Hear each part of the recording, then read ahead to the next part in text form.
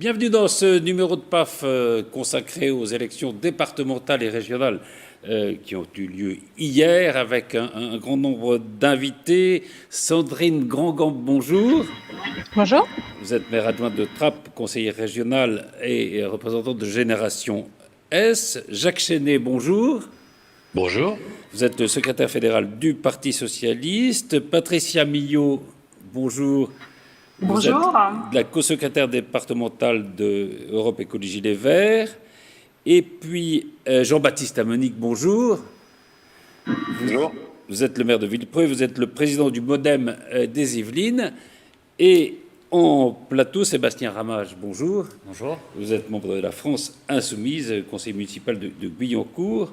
Et vous étiez tête de liste sur la liste de Clémentine Autain au régional.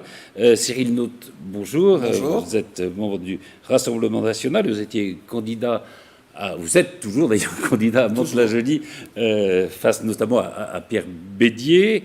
Laurent Mazory, bonjour. Bonjour. Maire adjoint d'Elancourt, vice-président de Saint-Quentin-en-Yvelines et membre de l'UDI. Et Pierre Luce, vous êtes délégué départemental de La République En Marche. Bonjour. Voilà, pour les Yvelines. Alors, on va peut-être commencer par le premier thème. Je me demandais si, au fond, la démocratie n'est pas blessée par l'abstention record de ce vote de dimanche.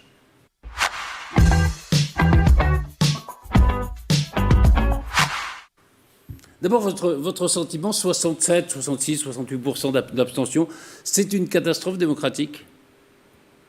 Oui, je pense qu'on peut vraiment parler de crise démocratique. Les Français viennent de subir une crise sanitaire, une crise sans doute économique et sociale qui va survenir et qui va durer un certain temps, une crise sécuritaire, et maintenant nous payons les conséquences de tout cela avec cette crise démocratique. Les Français ne se sont pas déplacés. Monsieur Ramage. Disons que la participation des Français au vote, elle dépend des gens qui y a autour de cette table, des politiques.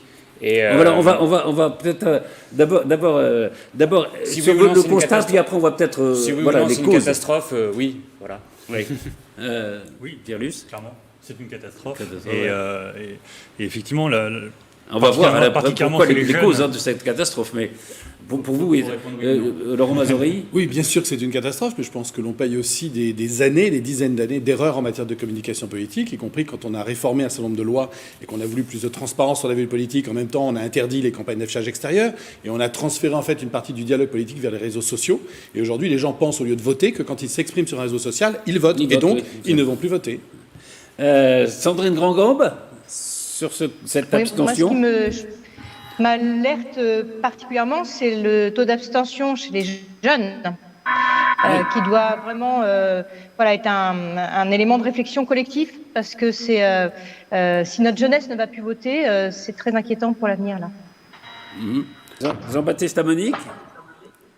Oui, évidemment une catastrophe, et je rejoins ce qui a été dit, notamment c'est plus qu'une inquiétude, c'est aussi une catastrophe sur le vote des jeunes, 25-34 ans, 83% d'abstention. Et évidemment les raisons sont pas liées à la crise sanitaire, c'est beaucoup plus profond que ça, et je crois commencer avec les raisons, de si vous voulez. s'interroger collectivement pour qu'il y ait un vrai sursaut démocratique dans notre pays, surtout à l'aube de l'élection qui est centrale en France, qui est l'élection présidentielle. Oui. Pardon, ça a été dit, en tout cas on a commencé à aborder le sujet. Je pense que c'est plus de 30 ans de politiques qui ont été menées et qui n'ont pas donné satisfaction. Alors c'est très difficile de comprendre. Oui. Non, allez-y. Oui, mais je pense qu'il n'y a personne qui pourra satisfaire d'un tel score. Après, les interprétations...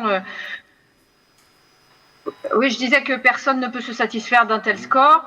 Dans l'abstention, c'est évident, et il n'y a aucun parti politique qui en sera satisfait, sauf que c'est les conséquences de politiques et de règles électorales qui ne correspondent plus aux aspirations des citoyens actuels. D'accord. Alors, à qui la faute ? Donc, peut-être qu'on pourrait d'ailleurs dire c'est peut-être d'abord la faute des citoyens, non ? On n'arrête pas de se plaindre de la façon dont on est gouverné, de se plaindre de la classe politique. Là, il y a quand même une offre qui va de vous, de la France Insoumise, au Rassemblement national, donc une offre quand même assez large, et les gens n'y vont pas. Peut-être quand même qu'au lieu de râler tout le temps, il faudrait peut-être faire preuve de civisme à un moment, non ? Un problème de confiance, peut-être surtout. Je pense qu'il faut que toutes les formations politiques prennent leurs responsabilités aussi dans ce manque de confiance. Je parle de toutes les formations politiques, à commencer par la majorité présidentielle, dont c'était un peu le pari de redonner confiance. Oui, force est de constater la démocratie, disait. Force est de constater qu'on n'a pas encore trouvé la bonne recette pour le faire, mais je pense que l'ensemble des formations politiques sont responsables, y compris celles qui jouent sur la défiance, le populisme, pour essayer de gratter des voix parmi les mécontents en cultivant ce mécontentement. Et je pense qu'on n'a pas à y gagner, à faire ça. Cyril Note.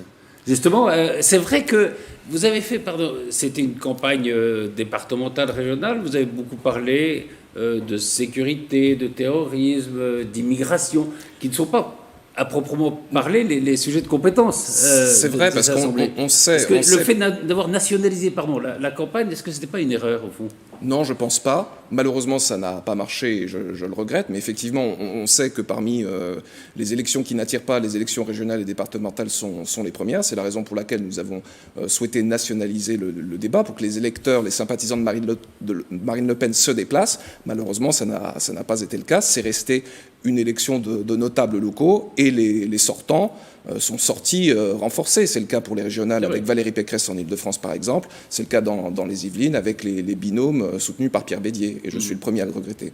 Mais vous pensez que ce n'était pas une erreur de nationaliser la campagne. Vous l'avez aussi un peu nationalisé, Pierre Luce, par exemple dans le Nord, en mettant, il y avait 4 ou 5 ministres qui sont venus. Ça, ce n'était pas une erreur politique, en tout cas? Je ne sais pas si c'était une erreur politique, c'était des ministres qui avaient envie de s'engager aussi sur leur territoire. Ils n'ont pas été parachutés, ils sont allés défendre des projets de territoire qui leur tenaient à cœur. Et ça n'a pas suffi pour redonner confiance en ce projet. Mais je pense que personne ne regrette, en tout cas, d'y avoir été... D'y avoir été peut-être pas, mais d'avoir nationalisé un peu cette campagne qui, au fond, est une campagne plutôt de territoire. Parce qu'il y a un grand enjeu quand même qui était important, qui est la décentralisation, qui passe un peu inaperçu dans cette campagne, non Si je peux rebondir sur ce que vous disiez, moi je vous rejoins en fait, c'est que ça a été nationalisé dans le sens où on ne voit pas la différence entre le débat public ces 2 dernières semaines et le débat public il y a 2 mois, il y a 3 mois. On est toujours sur les mêmes... on va de polémique en polémique. Islam, insécurité, immigration, toutes ces choses-là. Et en fait, dans ce gloubi-goulba nauséabond qu'on a sur les plateaux télé depuis 3 mois, hop, on est venu insérer l'élection régionale. Ça ne m'étonne pas que les gens ne sont pas allés voter. Ils n'étaient pour la plupart même pas au courant de l'existence de l'élection. Et en fait, on ne peut pas dire que c'est la faute des électeurs, déjà parce qu'on est en démocratie, c'est le gouvernement par et pour le peuple, et donc si le peuple ne va pas voter, c'est qu'il y a un problème au niveau de la structure, mais aussi parce que les partis politiques n'ont pas joué leur rôle dans leur implication dans cette campagne, et ce qui a comme effet boule de neige aussi une partie de la sphère médiatique qui, du coup, ne voyant pas les politiques se bouger, n'a pas d'intérêt à couvrir cette même élection, et donc... ça, il y a un effet boule de neige et au fur et à mesure, on se retrouve avec... Pour moi, j'ai rarement vu une élection aussi peu médiatisée, qui crée aussi peu d'espace politique de débat sur les vrais sujets. Et je finis là-dessus. Effectivement, certains partis de droite ont fait le choix d'aborder la campagne uniquement sur l'insécurité et sur des débats nationaux. Moi, je ne m'étonne pas, en tout cas, qu'on ait du mal un peu à voir les compétences des régions et les compétences des départements quand il n'y a personne qui accepte d'en parler. C'est aussi une partie des responsabilités des têtes de liste, notamment d'opposition, notamment à droite, d'avoir nationalisé ça en faisant une primaire, en tout cas pour les régionales, une espèce de primaire pour les présidentielles, à grands coups justement de sujets régaliens, de choses comme ça qui n'avaient pas grand-chose à faire dans le débat. Je pense que notre responsabilité, elle est totale. Elle est totale et elle est historique. J'ai parlé tout à l'heure de communication. Moi, je tenais un bureau de vote. Les gens ne savaient même pas qu'il y avait 2 élections. Ils pensaient qu'en fait, il y avait 2 tours quand ils venaient voter. Donc, on voit bien qu'on n'a pas assez communiqué et on voit bien que les canaux de communication sont insuffisants aujourd'hui. Mais je reviendrai surtout sur un point fondamental. Si on veut qu'un peuple et une population votent, il faut lui apprendre ce qu'elle vote et il faut l'éduquer civiquement. Et donc, ça commence à l'école. Qu'est-ce qu'un conseil départemental? Qu'est-ce qu'il gère? Est-ce que c'est une élection territoriale? Qu'est-ce qu'une région? Quelles sont ses compétences? En gros, on va dire que globalement, finalement, c'est quoi la politique? C'est je prends de l'argent chez les gens au niveau des impôts et je le redistribue dans l'intérêt général. Eh bien, comment se fait cette redistribution dans l'intérêt général? À l'échelon national, à l'échelon départemental, à l'échelon régional. Aujourd'hui, si vous interrogez notre population, et moi je le fais souvent dans les écoles, vous voyez que les enfants ne savent pas, mais on ne peut pas leur reprocher. Personne ne leur apprend. Et notre responsabilité à tous ici, c'est effectivement, quand on est au pouvoir, quand on a cette capacité à faire, il faut apprendre, il faut donner le savoir. Sinon, on ne peut pas ensuite reprocher aux gens qui ne s'y intéressent pas. À quoi s'ajoute peut-être une donnée un peu technocratique. C'est vrai que si vous regardez les compétences des départements, des régions, c'est quand même extrêmement compliqué à déterminer. Non, c'est vrai, il y a des tableaux qui sont absolument incompréhensibles. Hein. Dans les grandes lignes, je pense que les gens... Donc les grandes lignes, voilà, les grandes lignes sont toujours plus simples. Justement, Patricia Millot, quelle est votre analyse, vous, de cette abstention et des raisons de cette abstention? Moi, je pense que d'avoir deux élections avec des scrutins différents le même jour, c'est pas une bonne idée. Les gens sont un peu perdus, ils comprennent pas quel type d'élection, à quoi ça correspond, vu que les scrutins sont pas de la même façon. De toute façon, je pense que la démocratie est altérée par des scrutins incompréhensibles et le choix du mode de scrutin est très important et je pense que beaucoup de gens attendent une vraie représentation démocratique et c'est pas le cas avec des scrutins comme on en a actuellement majoritaires à deux tours avec une prime au premier. Je pense que ça ne correspond plus à ce qu'attendent les gens de la représentation. Il faut pas avoir peur des représentations des différents partis politiques. Parce que les gens se sentent non reconnus quand, avec un bon pourcentage, ils n'ont pas d'élus. Voilà. Jean-Baptiste Amonique, peut-être, votre analyse. Non, écoutez, moi je pense qu'il y a un sujet politique auquel aucun de nous aujourd'hui n'a de réponse. On essaye d'analyser les raisons de ce fort taux d'abstention, mais si on avait les solutions, on n'en serait pas là. Donc déjà, ça impose un petit peu de modestie, d'humilité de la part de l'ensemble de nos formations politiques. Et donc, il y a ce sujet politique. Après, je crois qu'il y a un autre sujet qui est celui de l'éducation civique. Et quelque part, moi, je l'ai vu toute la journée d'hier en tenant le bureau de vote principal, le bureau centralisateur à Villepreux. Les gens ne savaient pas pourquoi ils votaient, pour qui ils votaient, quelles étaient les compétences de la région, du département. Donc je crois qu'il y a déjà, dès l'école, un travail assez colossal à faire et à reprendre sur le rôle de nos institutions, sur le rôle de nos différentes représentations. Et enfin, je crois qu'il y a un troisième sujet, et ça a été un petit peu évoqué par Patricia Millot, et je la rejoins, c'est quelque chose en plus que nous portons au mouvement démocrate depuis un moment. Je crois qu'il urge de changer aujourd'hui le système de représentation dans ce pays, et cela passera un jour ou l'autre, et je crois qu'il faut maintenant le faire très rapidement par la proportionnelle. Alors oui, il y a de la proportionnelle sur un scrutin comme les régionales, mais on voit bien que avec la prime majoritaire qui est accordée, c'est quand même pas un véritable scrutin proportionnel. En tout cas, je crois que les Français aspirent à être davantage représentés, d'être mieux représentés. Et si des formations politiques, quelles qu'elles soient, suscitent l'adhésion, aussi modeste soit-il, des électeurs, elles ont toute leur place dans les différentes assemblées de nos institutions. Jacques Séné ? Écoutez, moi j'ai aussi tenu un bureau de vote hier. Ce qui m'a marqué, c'est l'âge des électeurs. Alors je crois que ceux qui venaient voter savaient pourquoi ils venaient voter et quel était le rôle du conseil régional et du conseil départemental. Mais c'est ceux qui ne sont pas votés et qui ne sont pas venus voter qui l'ignoraient. Et en effet, les plus jeunes. Je ne sais pas si c'est de ressort de l'école ou de l'enseignement en général. Je ne suis pas sûr que ce soit les cours qui vont être les plus suivis, vous voyez. Si on transfère cette formation, si on confie cette formation à l'école, mais il y a une chose qui est certaine, c'est que, il faut bien l'avouer aussi, la crise sanitaire nous a pas aidé à faire notre campagne, nous a pas aidé à rencontrer les gens, et le résultat s'en fait sentir forcément aujourd'hui. Et en plus, c'est dans tout le pays, on ne peut pas dire non plus que c'est particulier à notre département, parce que là, on est en train de parler globalement de l'ensemble du pays. Les Yvelines, d'habitude, ont un taux de participation plus élevé que la moyenne française. Cette fois-ci, c'est presque pas le cas, quoi. Donc il y a vraiment profondément une question à résoudre. Est-ce que c'est par la proportionnelle ? Il faut bien l'avouer, hein, il faut aussi que les assemblées puissent, ou que les présidents des assemblées puissent, gérer, gouverner, que ce soit les conseils municipaux. Jean-Baptiste Dominique est maire de Villepreux. J'imagine que si le résultat des élections municipales à Villepreux avait été totalement à la proportionnelle, les choses ne seraient pas forcément évidentes pour gérer sa ville.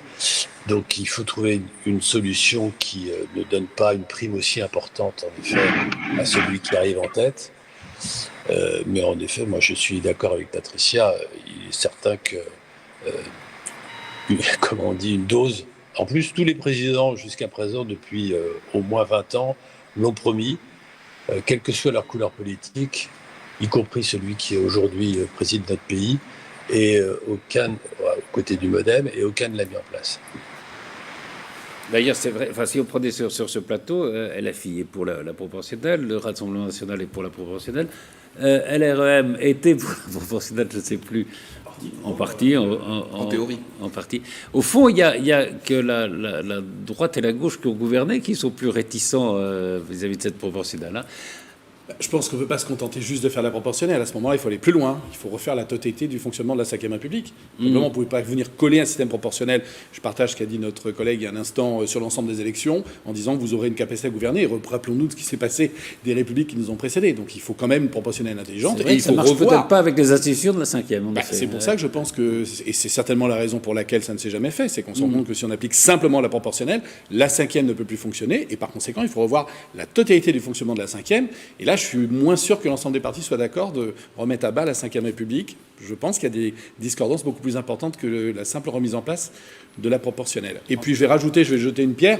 J'entends aussi, parfois dans certaines réunions politiques à laquelle j'ai le plaisir d'assister, que l'abstention, ça arrange aussi certains partis, suivant la situation où on est sortant ou qu'on veuille être entrant. Donc c'est toujours facile le lendemain des élections où on crie tous il faut la proportionnelle. Là, pour le coup, ça aide plutôt les sortants.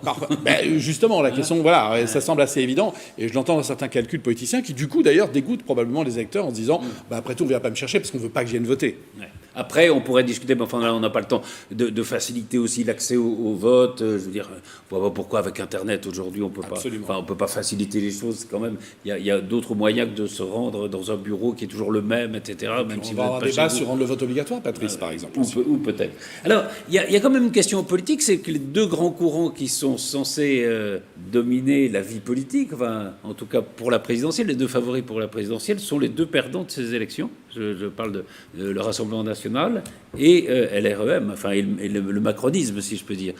Comment vous expliquez ça, Cyril Naute ? C'est vrai que notre électorat a le sentiment que ces élections ne servaient à rien. Et en fait, il se réserve pour l'élection prochaine présidentielle de 2022. Mais j'aimerais quand même, après ces discours pessimistes et défaitistes, ajouter qu'il y a malgré tout encore un second tour. Et qu'on peut encore avoir un sursaut démocratique, un sursaut de participation, en Ile-de-France bien sûr, mais aussi dans les autres régions. Et j'aimerais à cette occasion rappeler que, notamment en région PACA, le Rassemblement national peut gagner une région. Oui, on dit beaucoup que Mariani est déjà battu, c'est pas fait, en fait. C'est pas fait, mais c'est faisable. Donc oui, non, je veux dire, le fait qu'il soit battu n'est pas inscrit dans le marbre. Enfin, exactement, je suis d'accord avec vous. Ça peut, en effet. Alors, c'est vrai qu'on constate généralement assez peu de retournement entre les premiers et deuxième tours. Enfin, c'est assez rare dans les élections, mais ça peut y arriver. Une correction ou un rééquilibrage, en tout cas. On ne peut pas faire pire qu'au premier tour. Pierre Luce, au fond, cette défaite, parce que les deux perdants, c'est ça, c'est les deux favoris, au fond, de la présidentielle. C'est ceux qu'on présente comme étant les deux favoris de la présidentielle. Je pense que la chute libre des résultats du Rassemblement national s'explique avant tout par une incapacité à produire un programme, quel qu'il soit. Même, je ne parle même pas d'un programme qui donnerait envie de voter, mais au moins d'un programme. Et il est inexistant. La preuve, la nationalisation du scrutin les a fait tourner en boucle sur toujours les mêmes sujets, sécurité, immigration, terrorisme, depuis 3 mois. Et les électeurs qui sont conscients des compétences des départements et des régions ne sont pas dupes. Les résultats de la République en marche, ils s'expliquent aussi par un ancrage qui est débutant. C'est un mouvement récent. Rome ne s'est pas faite en un jour. On ne peut pas demander... Ça fait 4 ans, là. Ça fait 4 ans, très bien, 4 ans c'est très court. C'était le premier scrutin départemental, le problème de Macron, c'est régional. pas qu'il est tout seul, au fond. Enfin, c'est la solitude. C'est le principe d'un mouvement de néo-engagés. On ne peut pas demander aux gens de s'engager en politique, de faire un mouvement citoyen et en même temps d'être déjà des poids lourds de la politique. Et donc ça se construit sur le long terme. C'est vrai que c'est pas des élections favorables, ni pour le RN ni pour vous. Les élections locales ne sont pas les élections les plus favorables à ces mouvements. Nous n'avions pas de sortant, effectivement, et j'aimerais aussi ajouter que peut-être le problème du gouvernement de M. Macron, c'est le en même temps, c'est-à-dire qu'on ne sait pas vraiment qui il est, il vient de la gauche, il a été ministre de François Hollande, et maintenant il essaye de draguer la droite. Il y a eu des fusions avant même le premier tour, il y a eu beaucoup de confusion autour notamment de l'élection en PACA avec ce qu'a fait Renaud Muselier, et ça aussi je pense que c'est très négatif et néfaste pour la démocratie. Je pense que les électeurs, ils doivent savoir pour qui ils vont voter. Il faut que les hommes politiques qui se présentent doivent être clairs sur leur programme. Sébastien Ramage, LFI, c'est plutôt la partie faible au fond de la gauche, non? Alors, attention à ne pas trop tirer de conclusions sur des élections avec 25% de participation. Donc, il faut faire très attention si on tire des conclusions nationales sur ces élections. Je crois qu'il n'y a aucune leçon à tirer. Mais LFI, nous, on voit bien un truc, c'est qu'on a toujours dit que si on voulait gouverner, on devait gouverner avec le vote populaire. Là, il n'y a pas eu de vote populaire. On a fait des petits scores. Il y a une corrélation entre les deux votes. Plutôt de gens âgés, etc. Voilà. Donc déjà, moi, ça me rassure sur mon positionnement politique, paradoxalement.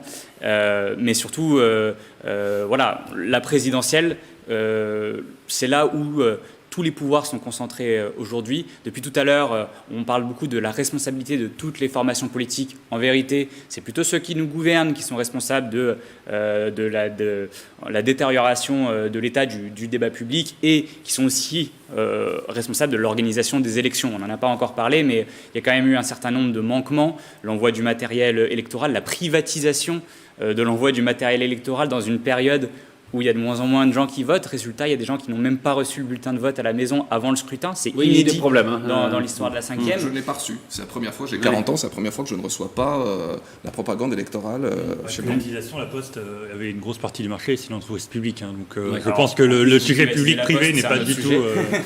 Non, effectivement, sauf que c'est public à la Poste, c'est effectivement. En tout cas, moi, j'aimerais juste dire une chose, c'est que malgré ce faible taux de participation, le score quand même cumulé des gauches, parce que on peut parler de plusieurs gauches, en tout cas, voilà, dans les différentes régions. Parce que c'est important. Eh bien, en fait, le duopole Front National, La République En Marche, il est loin d'être assuré quand moi je vois les résultats, notamment en région Île-de-France, où en cumulé, on fait autant que Madame Pécresse. Alors, on va en reparler dans un instant des régionales. Jacques Chénet, je voulais voir, justement, au fond, la gauche se tient pas si mal dans ces élections, mais est-ce que c'est la gauche qui se tient ou les sortants qui se tiennent? Il est évident que la prime au sortant a joué, en tous les cas, pour la gauche, mais si vous regardez les résultats en PACA, manifestement, la prime au sortant n'est pas forcément là. C'est vrai que les résultats dans les Yvelines sont loin de m'avoir satisfait. Et hier soir, je disais heureusement qu'on a au niveau national des résultats qui ne sont pas semblables à celui des Yvelines et qui m'ont remonté un petit peu le moral. Est-ce que c'est la prime au sortant seulement? Vous voyez, ce qui est très étrange quand on regarde la veille, ce que donnait la veille, il n'y a pas de sondage la veille, mais les résultats des sondages des jours précédents par rapport aux résultats de cette élection du premier tour, c'est vrai que c'est pas encore fini, hein, nous ne l'oublions pas sur tout ça. Mais ce qui est assez étonnant d'abord, c'est que le Parti socialiste qu'on donnait en vadrouille ou perdu reste quand même le premier parti de gauche au niveau national. Mais ceci ne veut pas dire que je ne considère pas qu'il faut que la gauche, et j'inclus les écologistes dans cette gauche, se réunissent, travaillent ensemble pour l'avenir, y compris pour réfléchir à ce que pourraient être ces futures élections que l'on discréditait tout à l'heure, que l'on discrédite la méthode actuelle, je peux comprendre. Moi, je suis, quand j'analyse le scrutin dans les Yvelines, en tous les cas, le résultat face auquel les électeurs vont se trouver au second tour, je vois tout simplement que sur les 21 cantons, il y en a 10 où il va y avoir un duel entre la droite et la gauche, ce qui n'était pas exactement le cas il y a 6 ans.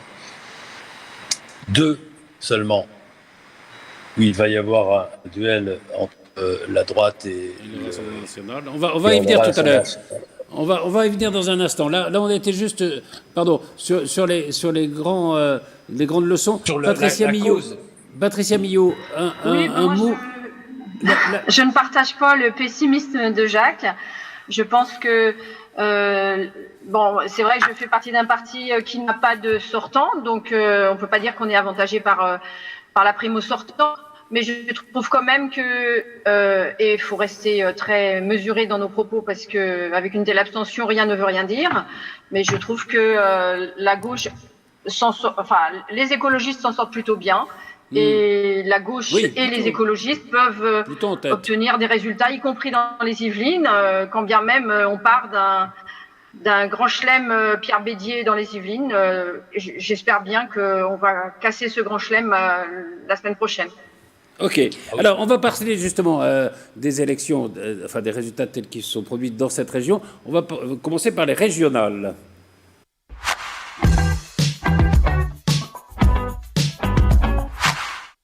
Il y a 6 listes qualifiées pour les régionales, avec Valérie Pécresse en tête. On a le tableau des résultats. Vous êtes déçu par le score de Laurent Saint-Martin ? Pierre-Luce ? Déçu, c'est toujours compliqué d'être satisfait de ne pas avoir un score plus élevé. Évidemment, on est content de la campagne qu'on a faite, on est content surtout d'être la seule formation qui est restée droit dans ses bottes pendant toute cette campagne. On n'a jamais cédé aux sirènes populistes et démagogiques comme à peu près l'ensemble des autres candidats présents à ce second tour. On a proposé un vrai projet progressiste pour la région. Et on va continuer à le défendre pour le second tour. Et donc, vous me maintenez au second tour. Jean-Baptiste Amonique, justement, alors, dans le MoDem, il y a certains membres du MoDem avaient rejoint Valérie Pécresse dans sa liste, d'autres étaient sur la liste de Laurent Saint-Martin. Vous regrettez pas, vous, de ne pas avoir soutenu directement Pécresse ? Je pense pas qu'il faut poser la question à ces termes-là. Il faut regarder maintenant comment aborder le second tour. Moi, ma position, j'avais déjà eu l'occasion de l'exprimer à titre individuel. Après, plus fort. Il y a un dénominateur commun à trouver à chaque fois dans une formation politique, et puis après, on déroule sur ce qui a été convenu. Donc, je ressasse pas le passé. Maintenant, ce qui est important, c'est de regarder vers l'avenir. Ce que je note, parce qu'on a parlé d'implantation locale, et je crois que c'est le cœur du sujet quand on aborde des élections départementales et des élections régionales. Regardez le score que font les 2 têtes de liste MoDem en France. Je pense à Geneviève Darrieussecq et à Marc Fesneau, qui sont entre 15 et 17%. Ce sont les 2 meilleurs résultats pour la majorité présidentielle. Et comment cela s'explique ? Pourquoi cette raison ? Pourquoi en tout cas ces scores ? Je crois que c'est dû à leur orientation locale. Donc quelque part, je rejoins aussi Pierre-Luce quand il dit que La République En Marche est un jeune parti politique, un jeune mouvement, et qu'il a besoin de se structurer dans le temps. Quand nous avons des élus locaux et des figures locales un peu plus connues, qui ont œuvré aussi à différents échelons, c'est plus facile. Moi, je crois que là où on a commis une erreur, et je le dis très clairement, contrairement à ce qu'a fait Valérie Pécresse, elle l'a très bien compris, c'est que quand on aborde des scrutins de ce type, hormis les têtes de liste départementales, hormis la tête de liste régionale, je crois qu'il faut vraiment construire une liste sur les élus locaux, avec les élus locaux. Sinon, malgré nous, on nationalise le scrutin si nous avons des parlementaires, si nous avons des ministres, et ça, je crois que c'est quelque chose que la majorité présidentielle doit tirer comme enseignement. Ensuite, sur la région Île-de-France plus précisément, je rejoins ce qui a été dit par le délégué de La République En Marche. On a un programme qui a été élaboré en commun, qui est un bon programme, qui fait sens, avec de belles propositions. Et je ne crois pas que ce soit joué finalement sur cela. Je parlais d'implantation locale à l'instant, l'implantation locale évidemment des sortants. D'ailleurs, ça a été dit par Jacques Chenet quand il analysait les scores au niveau national des élections. que ce soit des sortants de gauche ou de droite. Si l'électeur connaît le sortant et juge que le bilan est plutôt correct, il ne se pose pas de questions et je crois même qu'il n'ira même pas regarder en détail les programmes des autres candidats. Donc il y a vraiment, encore une fois, un sujet, je crois, d'éducation aussi civique et de sensibilisation à le pourquoi du comment de ces scrutins. À quoi cela sert-il d'avoir aujourd'hui en France des conseillers départementaux, des conseillers régionaux et comment ces deux collectivités peuvent venir à bouger les choses, en tout cas apporter une amélioration dans le quotidien des Franciliens ou des Français. Et ça, je crois que ça a été mal perçu parce que oui, ceux qui ne se sont pas déplacés ne s'y sont pas intéressés ou n'ont pas compris, mais on a aussi des personnes pour qui le vote est un acte citoyen très important, qui sont venus voter, mais on a bien eu la sensation dans les bureaux de vote que les gens venaient voter par habitude pour ceux qui sont revenus, mais je ne crois pas qu'il y ait toujours eu forcément un vote d'adhésion. Et juste un mot, Patrice, si vous me permettez, parce que ça n'a pas encore été dit. La politique pendant la crise vaccinale, notamment pendant la crise sanitaire du gouvernement, a été fortement critiquée. Imaginez s'il avait été différente, parce que si aujourd'hui nous n'avions pas vacciné en priorité les seniors et jusqu'aux 55-50 ans, je crois que le taux d'abstention dont nous sommes tous en train de dire qu'il est catastrophique ce matin, serait de l'ordre de 10%. Donc moi, je tiens aussi à remettre un peu les choses en perspective. Et si nous n'avions pas eu, de la part du gouvernement, cette politique-là pendant la crise sanitaire, les résultats auraient été encore plus catastrophiques. Jean-Baptiste, ne dites surtout pas que les vaccinations des plus fragiles étaient faites pour qu'ils puissent venir voter à ces élections. Quand même. Ah non, je ne dis pas ça. Je dis juste que la conséquence... Je dis juste que c'est pas ce que j'ai dit. Je dis juste que si on n'avait pas avancé aussi rapidement sur la vaccination, en commençant par les plus fragiles, évidemment, on n'aurait eu personne dans les bureaux de vote hier. Il faut quand même se le dire. Cyril, note le score de Jordan Bardella, 13, un peu plus de 13%, c'est beaucoup moins que ce qui était annoncé. Écoutez, on sait que la région Île-de-France c'est la région la plus difficile pour le Rassemblement national. Nous avons perdu des voix, nous baissons également en pourcentage. En revanche, nous sommes en seconde position, ce qui n'était pas le cas en 2015. Donc voilà, j'appelle tous les Franciliens. Aussi. Oui, mais il y avait plusieurs listes de gauche en 2015 aussi, et c'était Claude Bartolone qui était en deuxième position assez largement. Mais encore une fois, oui, j'appelle les Franciliens donc à venir au second tour pour que nous ayons le groupe le plus puissant possible, le nombre d'élus le plus important possible pour incarner cette opposition à Valérie Pécresse et pour lui mettre la pression pour qu'elle ne cède pas aux dérives de la gauche. Patricia Millot, Julien Bayou est en tête de la gauche, si je peux dire, et donc ça sera lui, il va y avoir une union, je parle sous le contrôle de Sébastien Ramage, entre LFI, le PS et les Verts. Pour vous, c'est forcément une satisfaction, mais est-ce qu'il est en mesure d'être un rassembleur, Julien Bayou ? Alors, je voudrais dire d'abord que oui, on est très content. Julien Bayou est le premier de la gauche et des écologistes, parce que je pense que les écologistes se reconnaissent pas forcément dans ce qu'on appelle la gauche, et donc je pense que c'est important de dire que c'est un rassemblement de la gauche autour de Julien Bayou. Les négociations étaient prévisibles. Il n'y a pas d'entourloupe sur ce second tour. Il avait été dit dès le départ qu'il y aurait une fusion derrière le mieux placé, et c'est ce qui se passe. J'entends que l'AREM est droit dans ses bottes, mais je ne sais pas très bien quelle botte a l'AREM. Ce que je sais, c'est que le programme écologiste était très clair et qu'il y a un certain nombre de choses qui perdureront dans un programme qui va s'établir entre les trois candidats de la gauche et des écologistes, et nous en sommes très contents. Les bottes de l'AREM, alors Moi, je note que entre critiquer la République En Marche et le Rassemblement National, visiblement, les écologistes ont fait leur choix. Il y a qui critique plus, à votre avis, l'AREM c'est ce qu'on voit depuis le début. Il y a toujours une espèce de relativisme un peu bizarre sur ces sujets-là. Chacun en tirera ses conclusions. Pardon ? On va inverser les choses, là. C'est un peu gonflé. C'est un peu gonflé de dire ça, c'est-à-dire que votre principal ennemi, c'est le Rassemblement national. De dire que les écologistes ne sont pas préfèrent le RN à l'AREM, c'est quand même un peu exagéré, d'autant que il me semble que historiquement les écologistes ont toujours été très très vent debout contre toutes les idées d'extrême droite. Donc, c'est un peu difficile d'entendre que les écologistes préféreraient le rassemblement à la REM. Il ne faut pas déformer la réalité quand même. Jacques Chenet, Pulvar 11%, c'est une claque pour Hidalgo, non? Écoutez, moi, je ne sais pas la campagne de Anne Hidalgo. Hein. Je vous rappelle que ça, c'est la campagne de la presse, pas la nôtre. Nous, on n'a pas désigné notre candidat et je vous rappelle même que toutes les portes sont ouvertes pour que le candidat soit pas forcément un socialiste. Je répète simplement les mots de notre premier secrétaire. Donc ne m'amenez pas sur ce terrain-là. Nous votions pour Audrey Pulvar, qui n'est pas socialiste, encore une fois. Écoutez, les électeurs font leur choix. Hein. Nous, on va se réunir.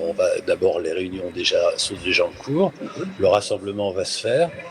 Si vous avez regardé les c'était très faible dans cette campagne. Je suis assez d'accord avec, je crois que c'était Jean-Baptiste Amanier qui soulignait qu'il y avait eu très peu de débats dans les médias, y compris d'ailleurs, bizarrement, très peu de papiers dans la presse écrite. Mais toujours est-il que quand vous suiviez les peu de débats qu'il y a eu, je crois, sur FR3 et LCI, moi, ce qui m'a frappé le plus, c'est la convergence qu'il y avait entre les trois listes de gauche.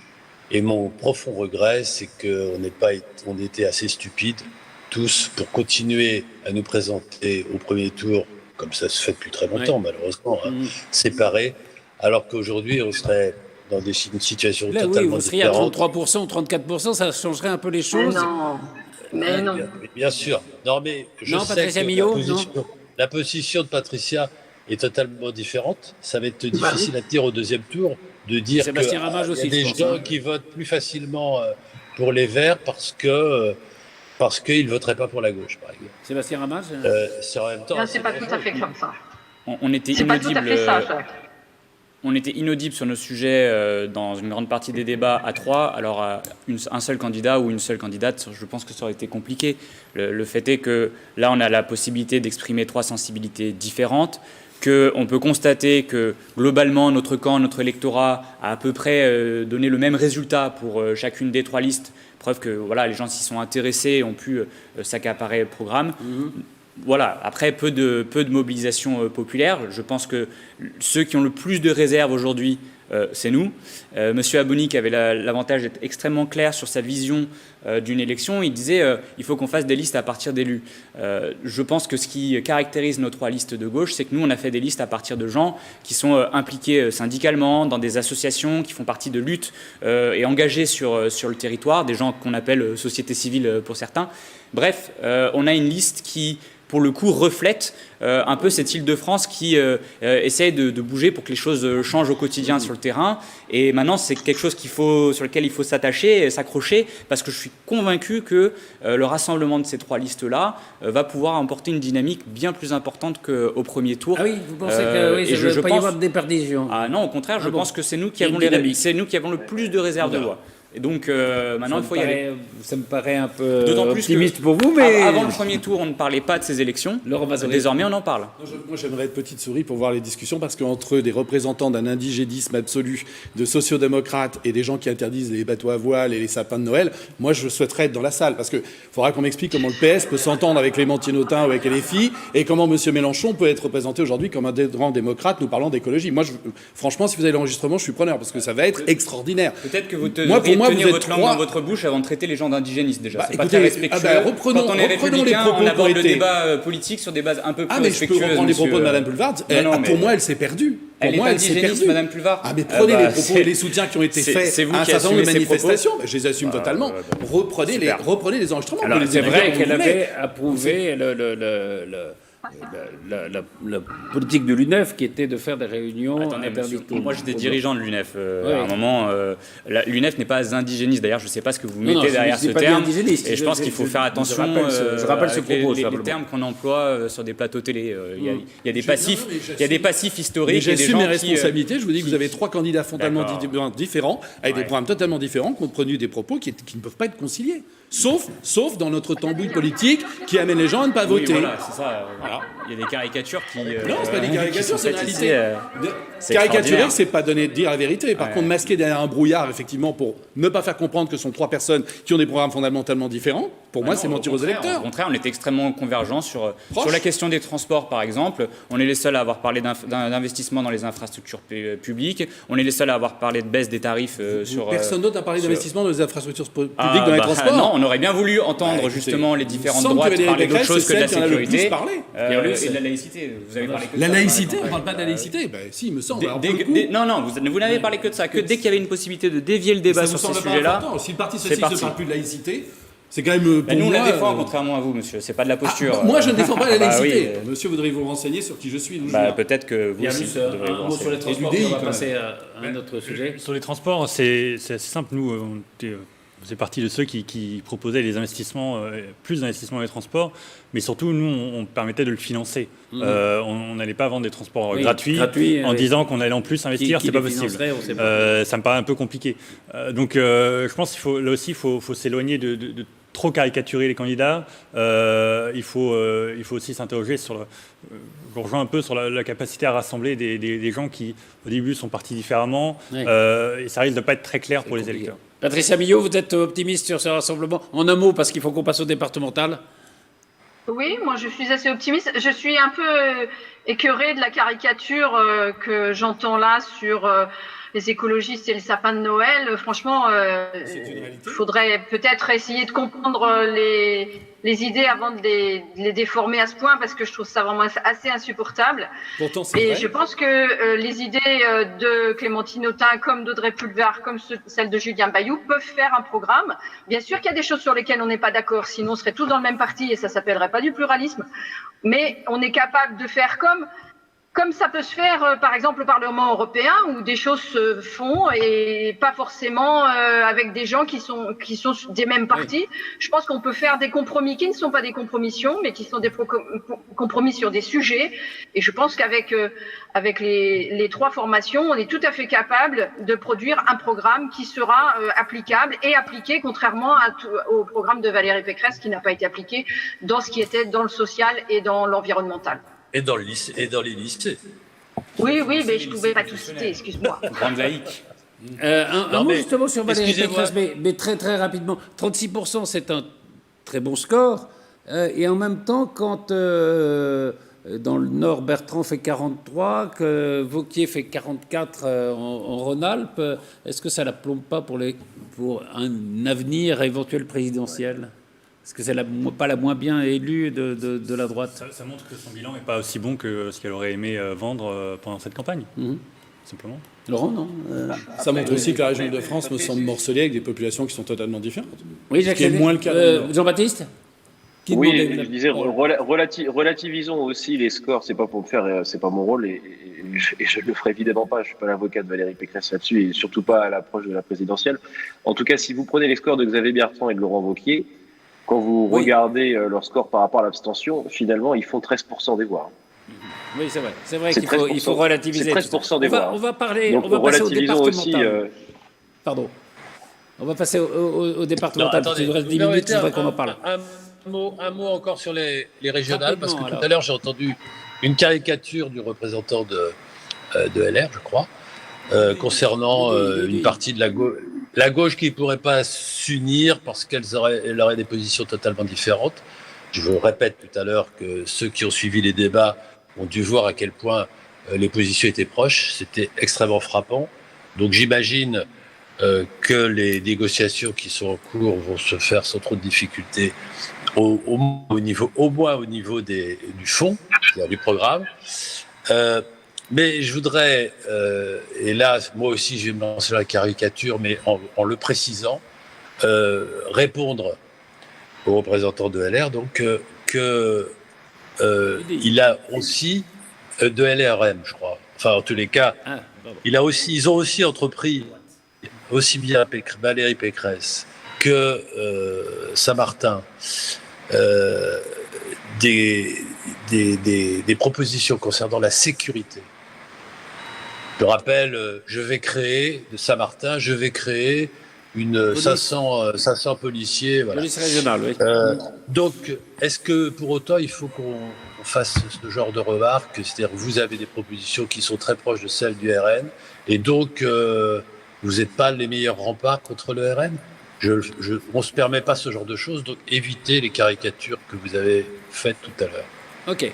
Cyril Naud, vous voulez commenter? Non, non, c'est leurs affaires. Alors, on va passer au départemental.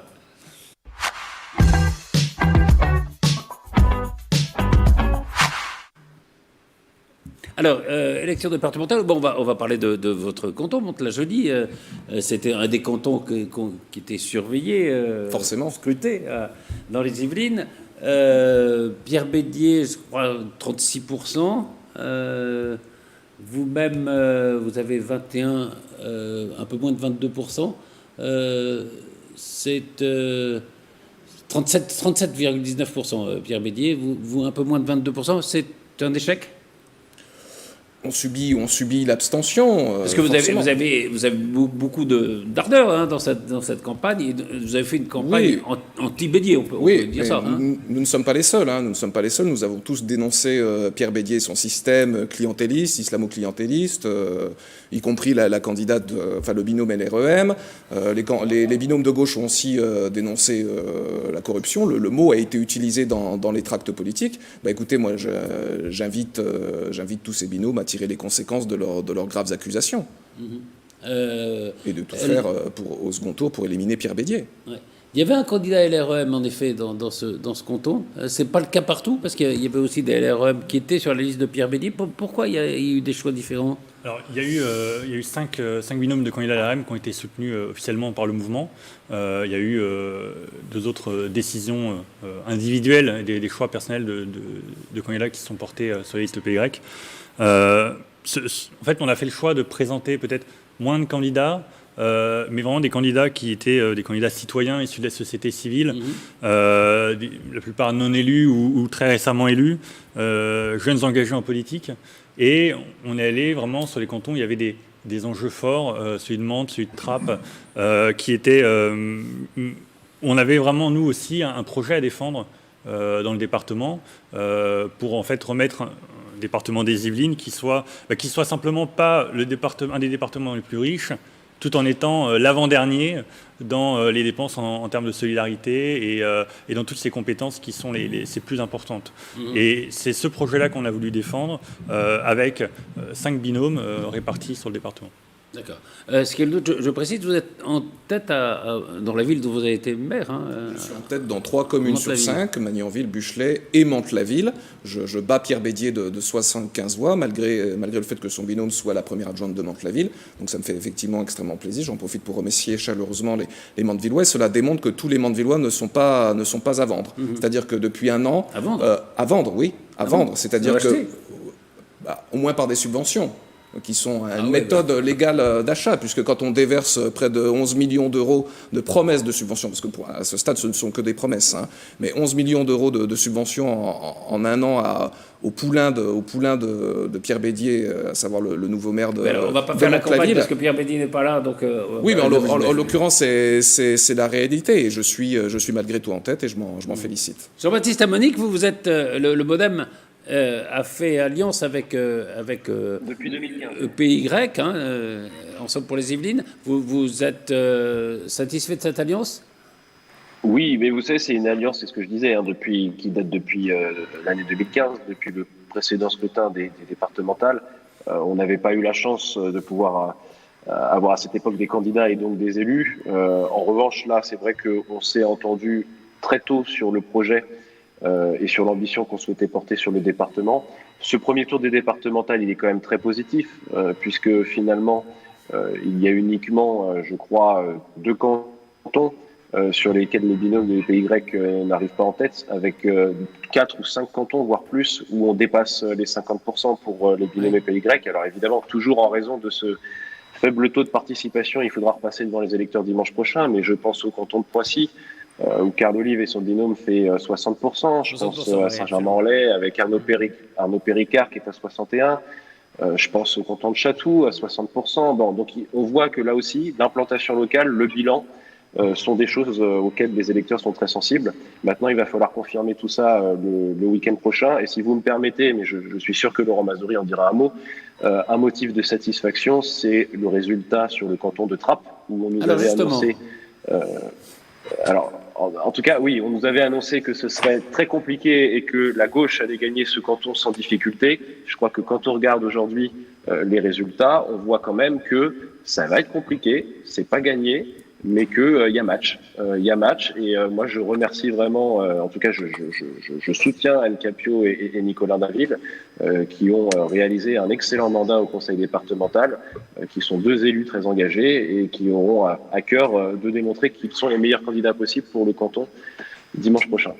L'REM, ça va être important dans ce canton de Trappes, parce que tu as près de 10%. Mais vous ne pouvez pas rester, évidemment, en lice. Il va y avoir un désistement, il va y avoir un...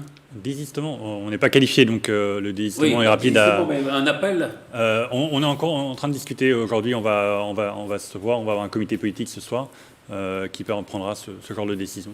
D'accord. Vous soutiendrez Ali Rabet Oui, alors on le soutenait au premier tour, il avait l'étiquette France Insoumise, on continuera à le soutenir au second. Je pense que le fruit de son court bilan commence déjà, commence déjà à porter ses fruits en tant que maire de Trappes. Donc nous, on soutiendra à fond cette liste. Et juste pour revenir sur ce qui se passait dans le Mantois, on voit aussi que le plus une élection a un faible taux de participation, le plus le résultat final va se jouer en fait sur les réseaux militants et sur la capacité de réseauter dans un certain nombre de cercles. C'est quand même la spécialité de M. Bédier, on ne va pas se mentir, on le sait tous ici.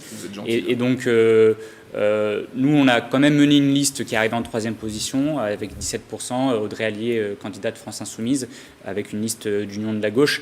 Maintenant, si on veut mettre fin au système Bédier, on n'a pas le choix, il faudra une mobilisation populaire, et pour une mobilisation populaire, il faut des élections avec un taux de participation un peu plus élevé, sinon la bédierie continuera. Vous pouvez faire beaucoup de reproches à Pierre Bédier, mais c'est pas sa faute si les gens ne sont pas allés voter. Je voudrais dire que Pierre Bédier n'est pas encore élu, contrairement à ce qu'annonçait l'infographie tout à l'heure.